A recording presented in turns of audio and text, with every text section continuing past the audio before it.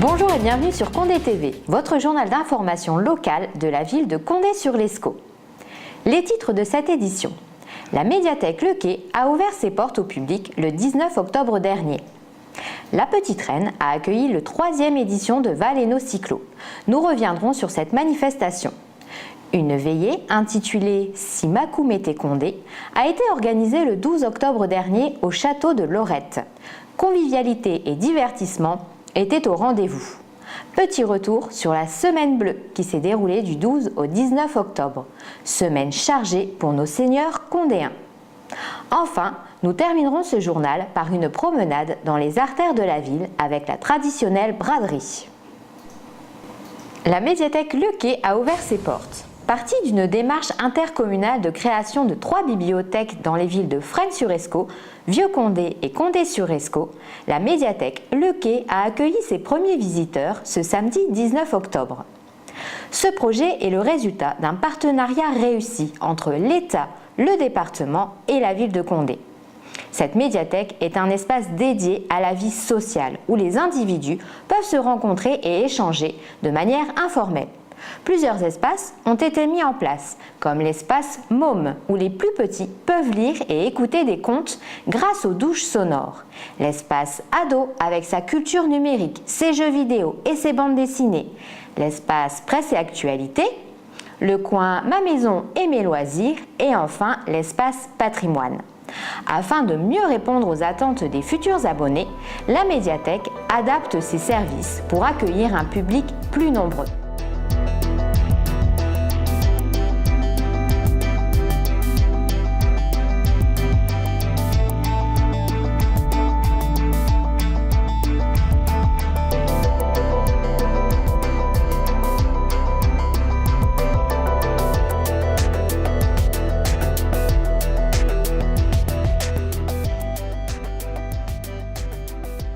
Que vous ayez envie de lire le journal ou de passer du temps avec vos enfants devant une bande dessinée, la médiathèque Le Quai vous accueille tous les après-midi du lundi au samedi.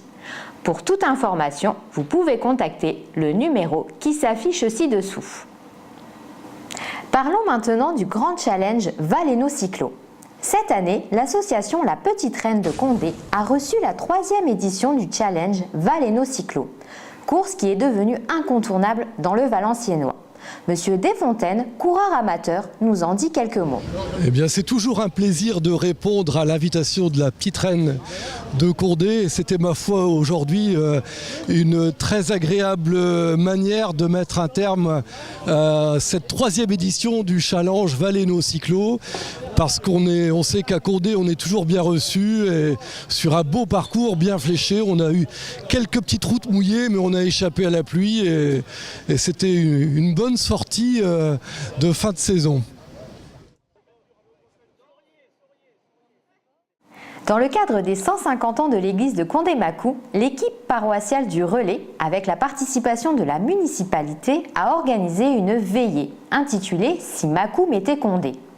Cette manifestation s'inscrit dans la continuité de leurs actions. En effet, la veillée est leur 3e, après une exposition de photos et un pique-nique qui s'est déroulé dans le parc du château de Lorette au mois d'août.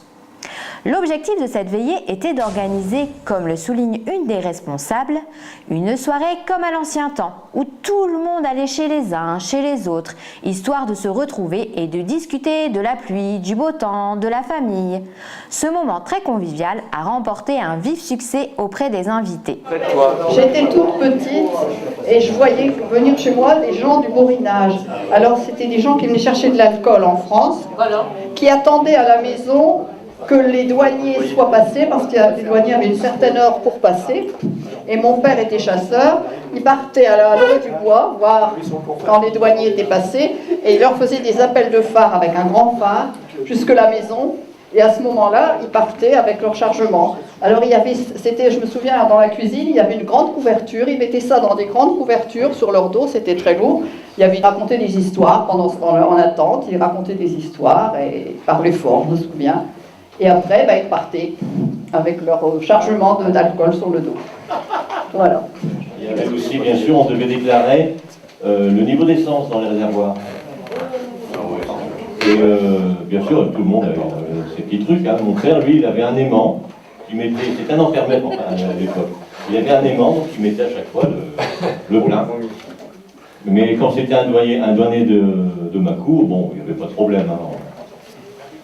On mettait le plein direct. Médecins, leurs hôpitaux, que après les années 88, ça a été repris par la sécurité sociale. Pour clôturer toutes ces actions autour de l'église de Mâcon, une messe est prévue le samedi 23 novembre à 17 h. À cette occasion, l'église sera bénite par Monseigneur Garnier après sa rénovation. Continuons avec nos seniors. Comme chaque année, la municipalité a organisé la Semaine Bleue. Celle-ci a pour but de valoriser les activités et structures destinées aux personnes âgées. Cette année encore, la Semaine Bleue a mis en valeur les structures locales, les groupes et les associations qui accueillent toute l'année les seniors de notre ville. Durant toute la semaine, nos aînés ont eu la possibilité de participer gratuitement à toutes les activités proposées. Parmi celles-ci, citons la journée porte ouverte à l'espace intergénérationnel Irène Wallet, la conférence sur la maladie de Parkinson au foyer logement La Pastorale, la lecture de contes au centre social ou encore des activités et rencontres intergénérationnelles au domaine du lac. Donc, bonjour à tous et à toutes. Donc, je suis heureuse que vous ayez tous répondu présent à l'invitation pour échanger et partager tout au long de cette semaine le travail qui a été fait tout au long d'une année. Donc, pour cette 5e année consécutive, la Semaine Bleue de notre commune se veut itinérante. Notre première traversée était en train, donc il y a 5 ans, il y avait un train bleu qui nous a accompagnés tout au long de cette semaine. Cette année, c'est en train que nous voyageons, car comme chacun a pu le remarquer, celui-ci ne va plus tarder à faire son apparition dans notre ville. Donc vous avez des photos des différentes structures qui présentent des activités qui font tout au long de l'année. Donc il y a maison de retraite, domaine du lac, pastoral, centre social et l'espace intergénérationnel. Poursuivons ce journal avec la traditionnelle braderie. C'est sous un ciel pluvieux que s'est déroulée ce dimanche 13 octobre la braderie condéenne. Cette foire représente toujours un rendez-vous important pour les commerçants comme pour les promeneurs qui y trouvent de quoi faire de bonnes affaires. Étalage à moins 50%, vide-grenier, manège au service des plus jeunes, tout était réuni pour faire en sorte que visiteurs et amateurs trouvent la perle rare et profitent agréablement de cette journée. Terminons cette édition par quelques annonces d'événements. La cérémonie des récompenses du concours des Maisons Fleuries aura lieu le samedi 9 novembre à 15 h dans la salle des gardes de l'Hôtel de Ville. Vous pourrez également visiter la médiathèque en chanson avec une balade comptée dès 15 h. Le lendemain, le dimanche 10 novembre à 10 h 30, l'Hôtel de Ville recevra les jeunes mariés pour la cérémonie des Noces d'Or. Le 11 novembre, la ville fêtera le 95e anniversaire de l'armistice. Le rendez-vous est donné à 9 h 15 au cimetière de Mâcon. Du 13 au 16 novembre, la médiathèque Le Quai accueille 4 jours de fête placés sous le thème du jazz. Pour tout renseignement, vous pouvez contacter le numéro qui s'affiche juste ici. Enfin, petit rappel, n'oublions pas le Forum pour l'emploi du pays de Condé, qui se tiendra le 21 novembre à la salle Henri Bois. Voilà qui clôture notre journal. Merci de votre attention et à très bientôt.